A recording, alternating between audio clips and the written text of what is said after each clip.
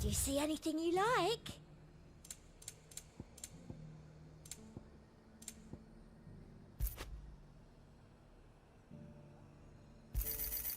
You've a keen eye. I do like a customer who knows what he wants. And a fine, fine day to you.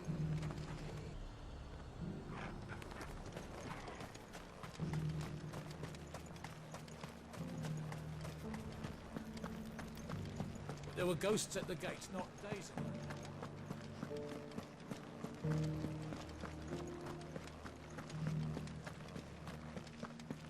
Those things I said before.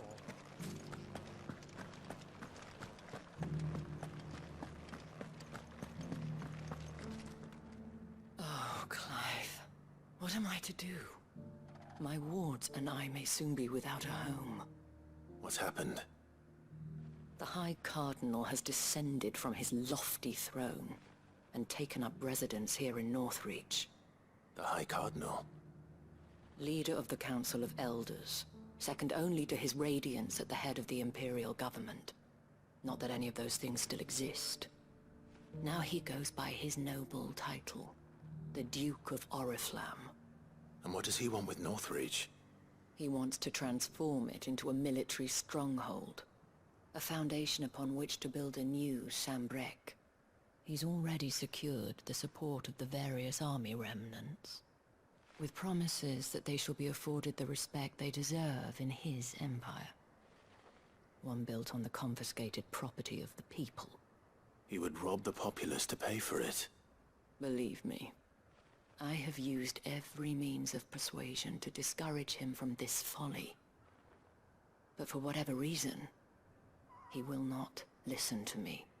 What does Captain Philippe make of this? When the town was under attack, it was him the soldiers rallied around. Couldn't he use that influence again? How? By speaking out against one of the most powerful men in Sambrec. A man whose stated aim is to revive the empire Philippe's comrades swore to serve, and to improve the soldiers' lot within it. The captain can offer them a regular supply of gruel, and an occasional trip to the Vale to help them forget the terrors they face each day. The Duke offers them a vision of strength and safety. No. Any attempt to incite mutiny would cost Philippe the support of his men, if it did not cost him his life. But given the mood around town, mutiny may yet be unavoidable. The people have little appetite for further deprivation, least of all when it serves only to elevate others. And who could blame them? Clive, would you appeal to the Duke on my behalf? For your services to Northreach, you have the respect of the soldiers, and they will take you to His Eminence if you ask them. And unlike Philippe, no bonds of loyalty prevent you from speaking your mind to the man. Well, will you try? You could hardly fare any worse than I did. I'll see what I can do. Thank you, Clive. Tell me then, where will I find this Duke of Oriflamme? In the garrison? Overseeing the troops, yes. All right. Wish me luck.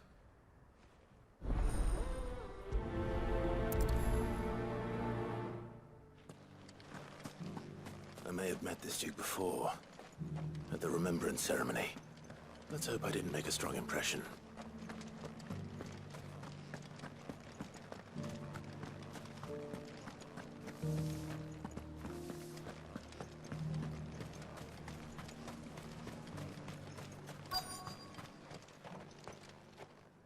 Halt!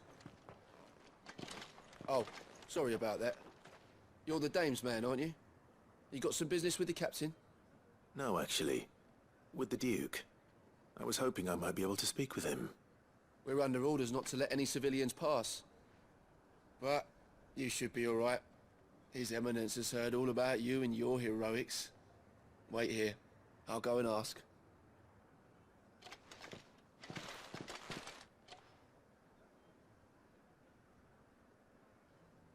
So, you are the sellsword who lent his aid to the garrison. The Empire owes you a debt, and I shall see it repaid. But tell me, is it wealth that you seek, or favor? Neither, Your Eminence. I thought only to inquire about your plan to turn Northreach into a stronghold. Ah, I see. You are worried the expanded garrison will render your services redundant. Yet you needn't be. A proud fighting man like yourself shall always have a place here. Pride of place, in fact. For too long has the contribution of the noble soldier been under-reckoned. For it is they who shall see the Holy Empire rebuilt, beginning right here in Northreach. Why here, Your Eminence? The town has been fortunate enough to escape largely unscathed from the recent troubles. Her defenses are sound, and her garrison well prepared. Which is more than can be said for Oriflamme or Twinside. The Empire wants for a capital, and I believe Northreach to be the perfect place. With Caer Norvent as her citadel. Once we have seen to the refortification of both the town and the castle, we need only build a wall around both to create a city that would be the envy of the twins. Plans are already underway for the construction. Soon enough, these thralls shall learn that they are no match for the might of Sanbreque. I fear you underestimate how dangerous these creatures are, Your Eminence. Should they return in force, you will need all the people of Northreach to come together in defense of the town. Something they may be loath to do if they've been deprived of their worldly goods. The people will do as their leaders command. If Sanbreque is to be rebuilt, she will require a functioning government. One whose authority is beyond question. That is why this levy is necessary. So that any man who wishes to join the army might do so and be fed, outfitted, and paid as befits a defender of the Empire. And yet there are those who persist in peddling the treasonous lie that I seek to steal from the people and drive them from their homes. I suspect they're afraid of losing what little they have left. Precisely. The common folk have little and less, and you mean to deprive them of even that. You would sow the seeds of your new empire in your own salted earth. Sabine, we have discussed this. Yes, and I told you then how putting the empire before her citizens would lead only to revolt. Without an empire, there are no citizens. And in yours, there will be only beggars. Is that what Griga wills for her people? Do not take her name in vain, Sabine. I'll come back later. The citizens revolt. I wonder what the people really think of the Duke's plan. It wouldn't hurt to ask them, I suppose. Let's begin with those on the other side of the wall.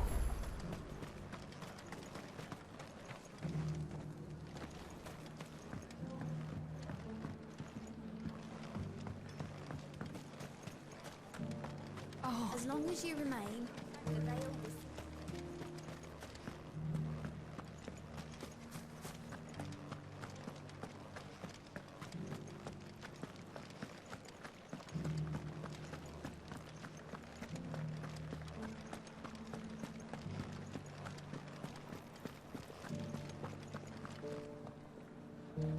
All right there.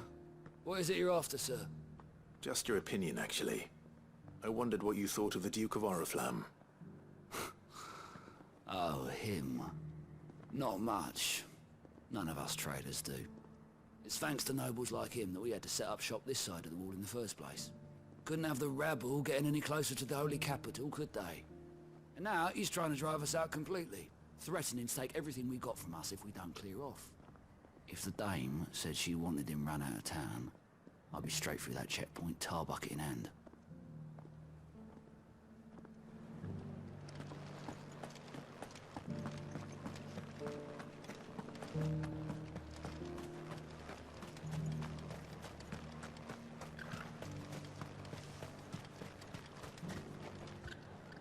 A question, if you don't mind. What do you think of the Duke of Oriflamme? Don't get me started. You build a life for yourself somewhere, only for some noble to turn up and tell you got to hand it all over to him. If he thinks his name and his chains give him the right to empty our purses, he's in for a rude awakening. We'll do whatever it takes to keep what's ours. Whatever it takes.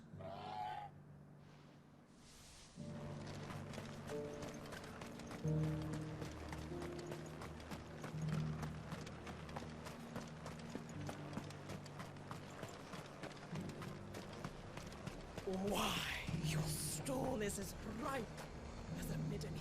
I've been hearing a lot of talk about a certain Duke. Nothing good, I'll wager. Going around acting like he owns the place. And with hardly a word to the dame. This is her town, not his. I take it you'd rather she was in charge. As far as I'm concerned, she still is. Just need his eminence to sod off back to Oriflamme.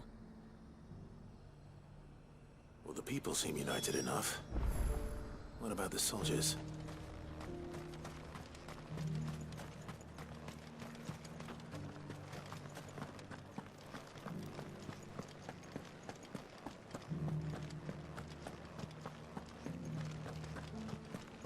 You needn't fret. The creatures have been dealt with.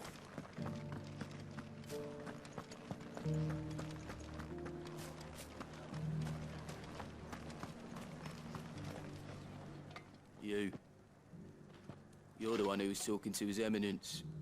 On the dame's behalf, yes. I was trying to persuade him not to take the people's goodwill for granted, but it seems my words fell on deaf ears. What do you think of his plans? I'm a soldier, mate. He tells me what to do, not the other way round. Listen, I've got nothing but respect for the dame, but I've got a family to look after. That's where my loyalties lie, not with the town or the Empire, but with my wife and children. If the Duke can get us some men and the equipment we need to fight off those blue-skinned bastards, I don't care how he does it.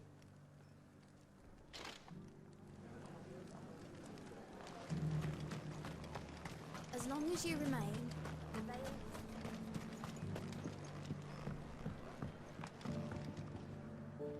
I hear the Duke of Oriflamme plans to turn this town into some sort of fortress.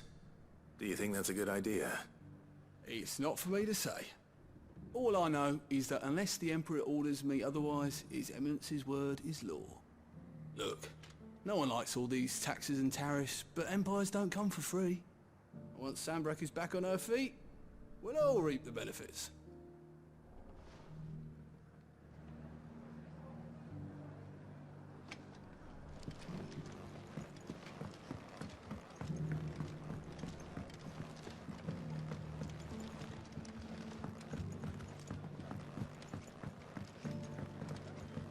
Sabine, you are embarrassing me.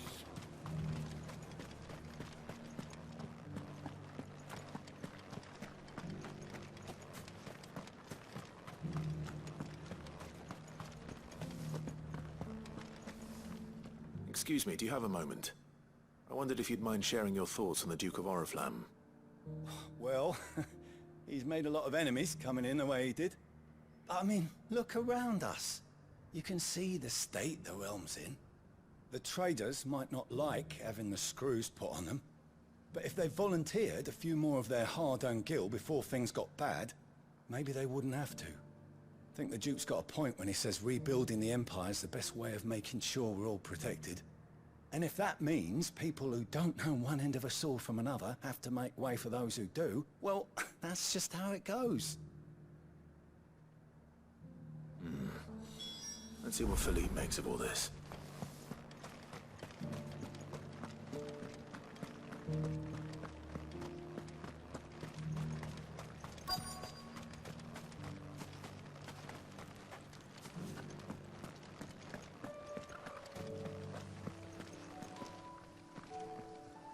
Captain, do you have a moment? For you? Certainly. Clive, wasn't it? Thank you for last time. How can I help you? I wanted to ask you about the Duke of Oriflamme. Do you intend to go along with his plan? But to tell you the truth, I'm in two minds. It's my sworn duty as a captain of the Imperial Army to obey his orders. But I can't say I agree with him. Philippe, I remember you saying that you became a soldier to protect the people you loved. The Dame included. That's right, I did. Well, she doesn't agree with the Duke's orders either. She thinks they could tear Northreach apart.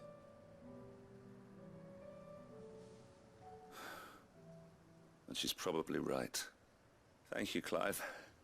I know what I need to do now. Protecting the people I love is what matters. Doesn't matter how. Well, duty calls, so I better go. Thanks again.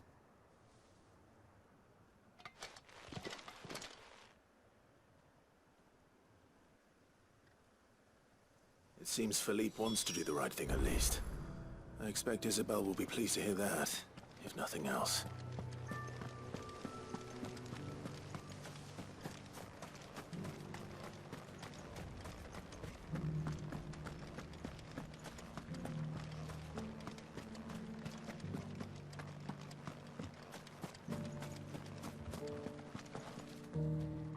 Ah, Clive.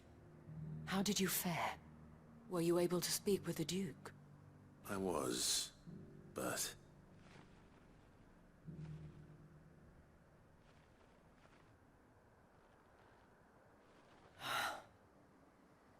So Northreach is to be a fortress after all. Well, it will certainly help to hold back the thralls. There's no denying that. Though I doubt it will come as much consolation to the townspeople whose worldly goods are confiscated to pay for it. They deserve to be heard, Clive. To have a say in this new empire the Duke means to build. Sadly, His Eminence values their obedience more than their opinions, and hopes to reassert the authority of the state. I fear he sees the people as mere pawns on his chessboard to be sacrificed for the greater good. Needless to say, they themselves are of a different opinion, and would rather their destinies were in your hands. The soldiers, meanwhile, are content to follow their orders. And not just because of the Duke's rank, but because of his vision.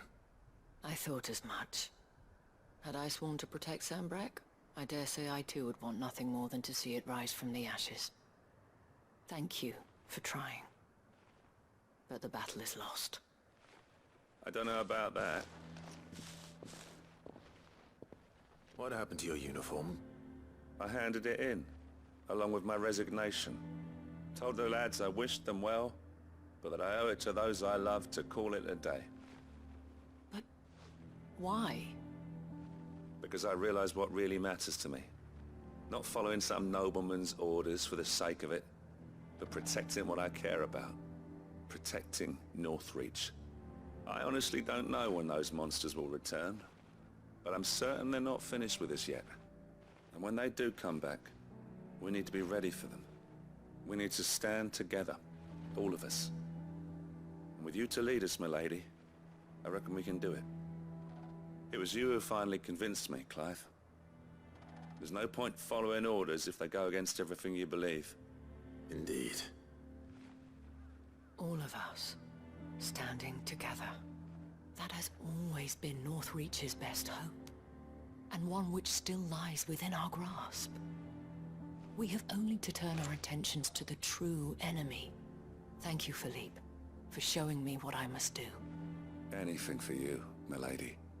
Speaking of standing together, would you mind if I borrowed a few of the lads from the Vale to help keep watch around the town? I fear His Eminence has loftier tasks in mind for the guard. Not at all. Be my guest. Wouldn't be the first time.